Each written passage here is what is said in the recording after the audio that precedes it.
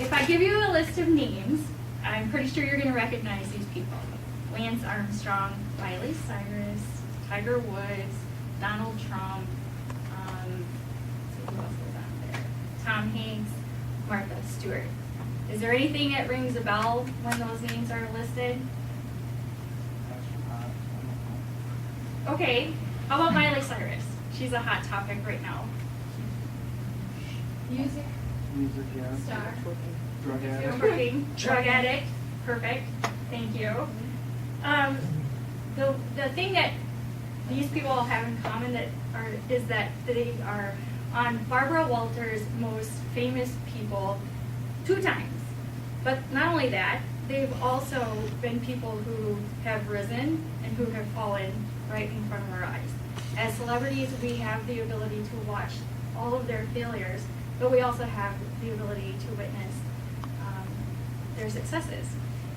I'm not a celebrity, so I'm not here to do that, but I do want to thank you for being here because my job is to share with you an experience that I've had in my life that I consider a peak experience. And I'm sure if we were to have the opportunity to talk with these people, you have your own ideas maybe about what their peak experiences would have been, but my question is, would they say that the experiences you think as their peaks are the same ones that they would identify as their peaks? So I'm here today to just share with you one of mine, and that is learning that my son is gay. My goal today is just to share with you a little bit about how I was raised, his moment that he decided to share this with me, and how since that point in time, my whole entire life has had to be reevaluated. So I appreciate your time and your being here with me. When I was a child, I remember some of the very first memories I have were riding in the car for what felt like forever, going to church on a Sunday.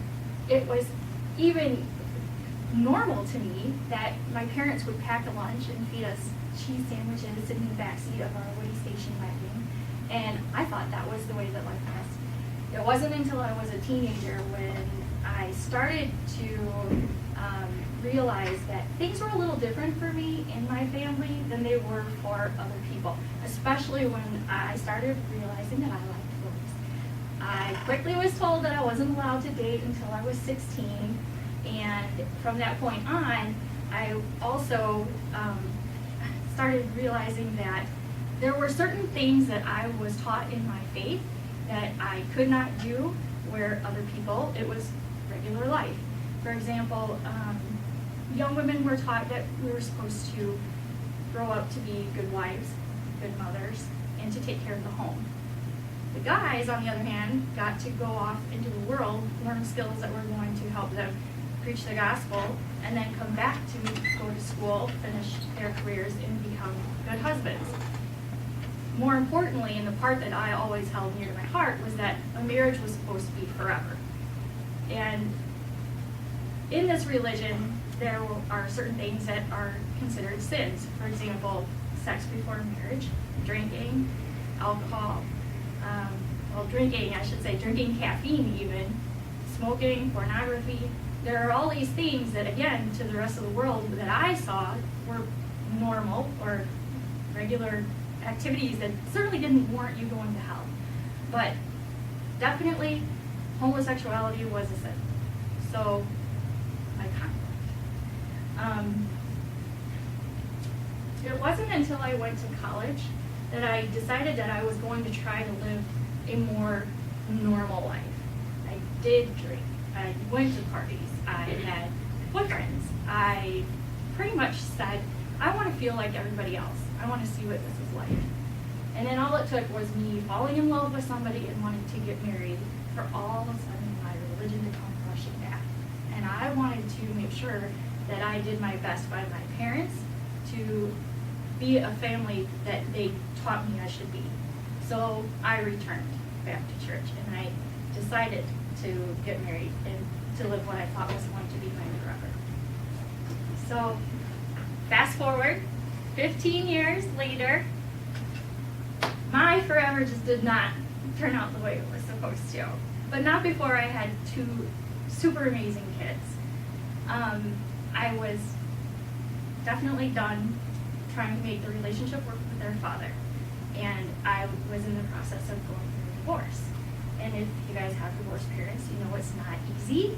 And I certainly recognized the pain I was going through. I don't think I was as aware of the pain that my children were going through, realizing that their mom and dad weren't going to be together anymore.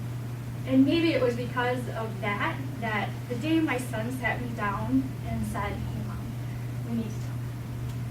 I remember the tears in his eyes, and I remember his shaky voice, and I remember pretty much everything about the room, but I was not prepared for the words that he was going to tell me. And I remember sitting on the bed and hearing him say, "I think I'm gay." And just like that, a switch flipped. And where I could sense that he was uncomfortable, I'm pretty sure the mom monster that he encountered in the next 5 minutes was not what he was hoping for. I immediately became hurt. I felt betrayed. I couldn't believe that my kid was saying this to me. And in my head, I thought, oh my gosh, he came up with the ultimate punishment for me as a result of my leaving his father. And I can't exactly remember how the story ended for that day, other than me climbing up on my moral soapbox and saying all the reasons under the sun that I could think of that my son was not gay. And that was pretty much how it ended. He walked away pretty sure in my head hating his mother, and I walked away in complete denial. So what happened along the way, and I still try to understand all of this. I didn't want to be that monster to my son anymore. And I certainly didn't want him to feel that I didn't love him. But I didn't know how to come back to accepting him.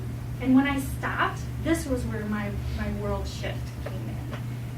I realized that the only reason I was struggling with this issue was because I was afraid. I was afraid of what I didn't know. I was afraid of what the world today offers him. Do you guys know that there are still 14 states that it's a felony to be a homosexual in, where you cannot have a job, or you cannot be openly gay and have a job? They can fire you. You can be put in jail. I worry about that. I was afraid of the wrath of my own family for the upbringing that I had. My own mother looked at my son and told him he was going to go to hell. Being afraid, fear comes in so many different emotions in different packages. And my reaction was based on fear. So when I stopped for a second and thought about what I had done to my son, I couldn't help but realize the irony in the whole situation. A month ago, I had hired a coworker who is very proudly gay and sits next to me at work. And we talk all the time, like we're really good friends.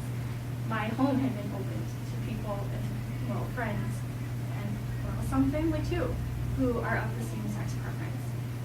So why was it that I couldn't do this for my son? And that was where I said to myself, okay, I cannot be afraid of this just because I don't know enough about it. I have to love him the way that I would want to be loved. And so the reevaluation of my life, basically, I had to stop and say, okay, this God that I love or want to have in my life certainly has a sense of humor, but I know he watches over me. And that's the kind of love that I would give my child. So I basically had to just step back and say, okay,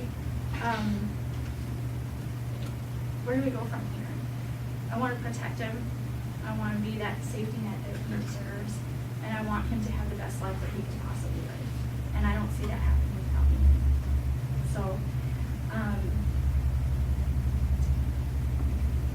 story short, I just wanted to let you guys know I think love is a greater force than any of us really realizes.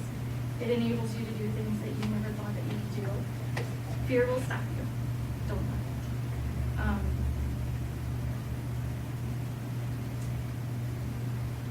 I don't know if you guys have been able to pinpoint peak experiences in your life at this point. Maybe it was a first kiss, maybe it was when you got your license, maybe it's doing something on the test, maybe it's just going beyond fear and you're yet to experience your peak. But when I started thinking about it, life is going to hand you opportunities, and you're going to either have to embrace them and make the best of them, or you're going to have a chance to become a monster, no matter what it is.